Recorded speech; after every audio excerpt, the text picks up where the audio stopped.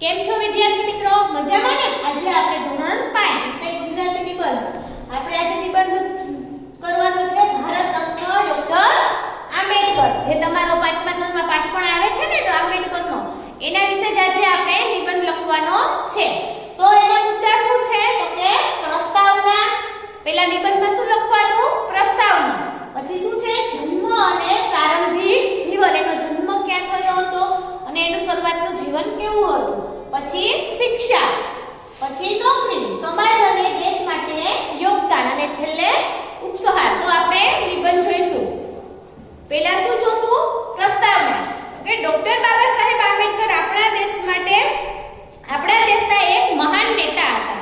તેનું કહેવું હતું કે મનુષ્ય જન્મથી નહીં કર્મથી મહાન બને છે. ડોક્ટર બાબા સાહેબનું સાચું નામ શું હતું? ભીમરાવ આંબેડકર.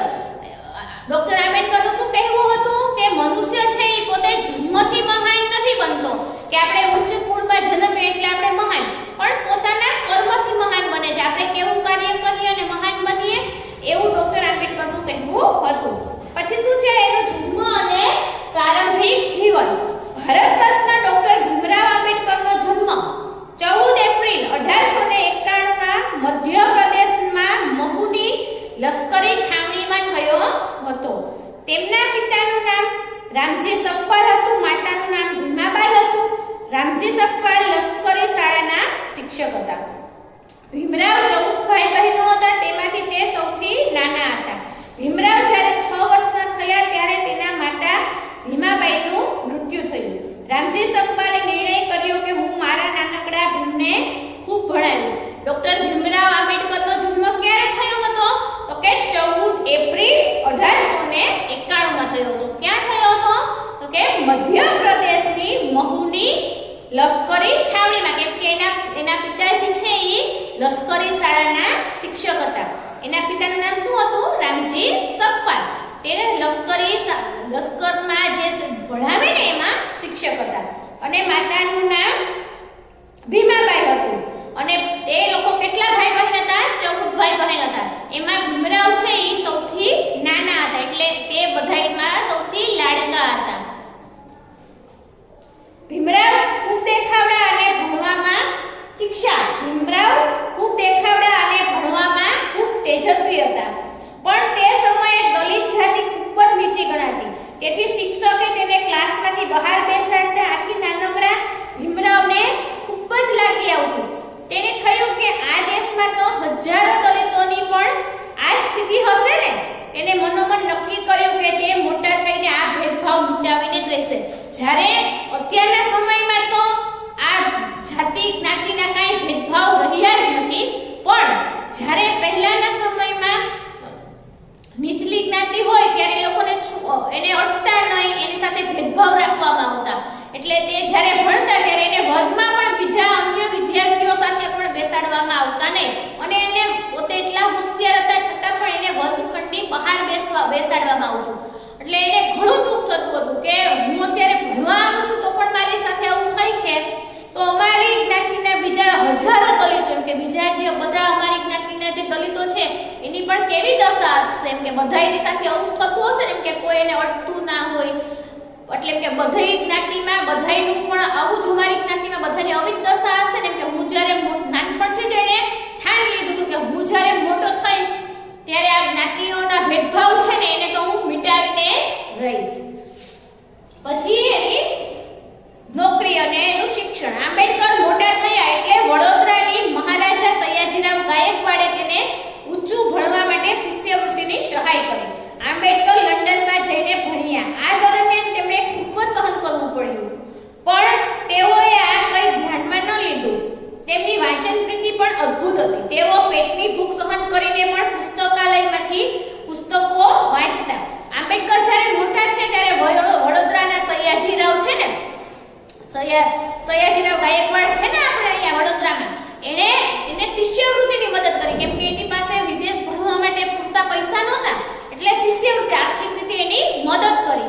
એટલે તે લંડનમાં ભણવા માટે ગયા. ઊંચું શિક્ષણ વધારે ભણવા માટે ક્યાં ગયા?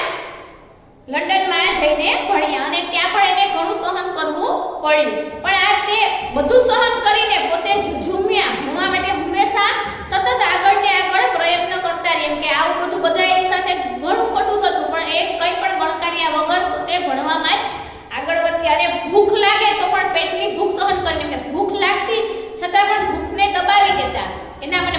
લાગ્યું, મારે ભણવું જ છે કે વાંચન પ્રત્યેની અદ્ભુત પ્રીતિ હતી એમ કે વાંચન પ્રત્યેની લાગણી એટલી હતી કે ભૂખને પણ એ સાઈડમાં રાખી દેતા કે ના હું વાંચીશ.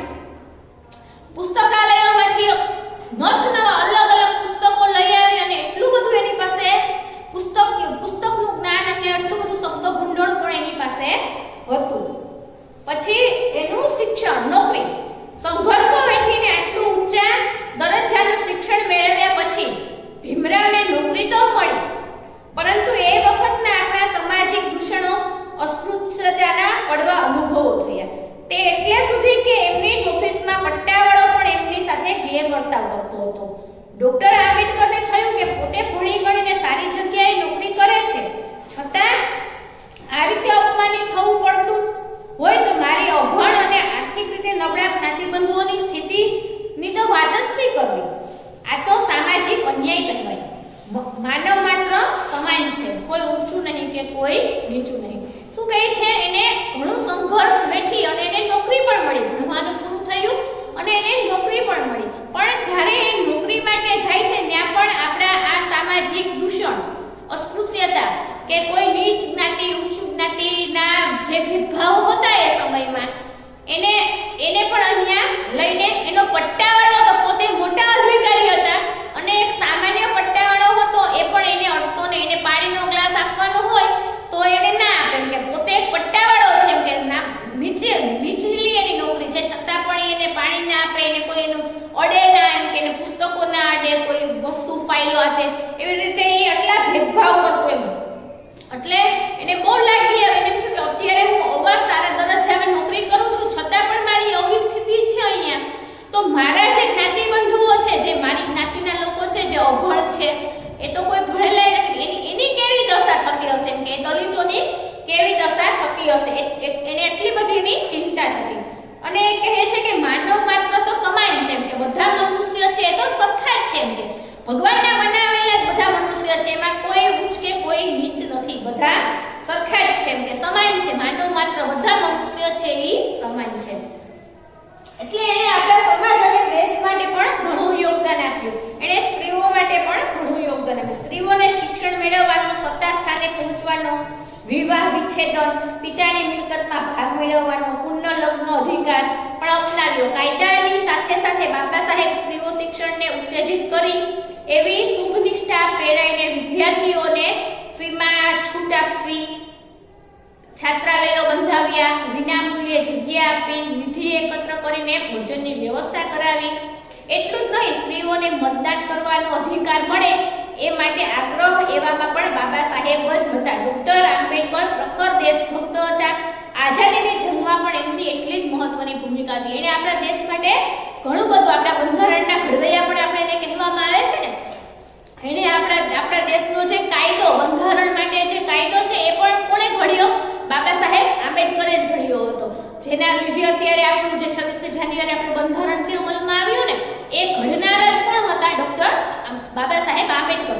અને એને દેશભક્ત એટલે દેશ માટે પણ ઘણું બધું કરતા એમ. આઝાદીની જંગમાં, આઝાદીની જે લડત હતી એમાં પણ તે પોતે અગ્ર હતા, પોતે આગળ હતા. અને સ્ત્રીઓ માટે તો એણે ઘણું બધું કર્યું. સ્ત્રીઓ માટે પુનઃવિવાહ એટલે જે વિધવા થઈ ગઈ હોય નાની ઉંમરમાં, એના ફરી લગ્ન કરવા, એને મતદાન દેવાનો પણ હક નતો સ્ત્રીઓને, એને મતદાન દેવાનો હક. પછી સ્ત્રીઓના શિક્ષણમાં ફી ઓછી, એમ કે છોકરાઓ કરતા છોકરીઓની ફી ઓછી રાખવી, આવો કાયદો લઈ આવ્યા. અને તેને મત દેવાનો, વિદ્યાર્થીનીઓને ફી ઓછી એટલે ભણી શકે ને, ફીમાં છૂટછાટ.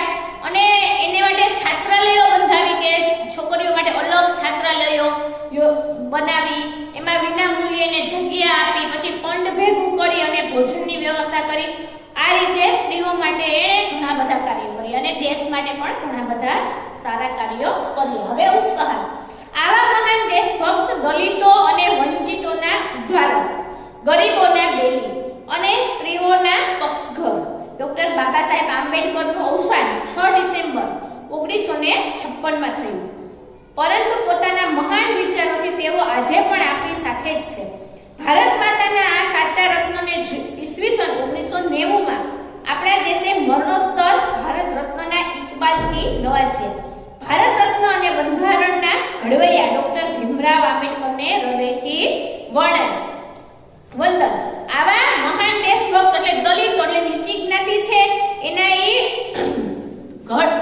સારું કરનાર એમ ભક્તો, વંચિતોના રક્ષક કે એનું રક્ષણ કરનારા અને દલિતોના વંચિતોના ઉદ્ધારક એનો ઉદ્ધાર કરનારા, ગરીબોના બેલી, ગરીબો માટે સારું કામ કરનારા બેલી અને સ્ત્રીઓના તો પક્ષધર એટલે સ્ત્રીઓનો પક્ષ લઈને અનેક કાર્ય કરે એટલે એવા સ્ત્રીઓના પક્ષધર એવા આંબેડકર છે. એનું ક્યારે અવસાન થયું તો કે 6 ડિસેમ્બર 1956 માં એનું અવસાન થયું હતું.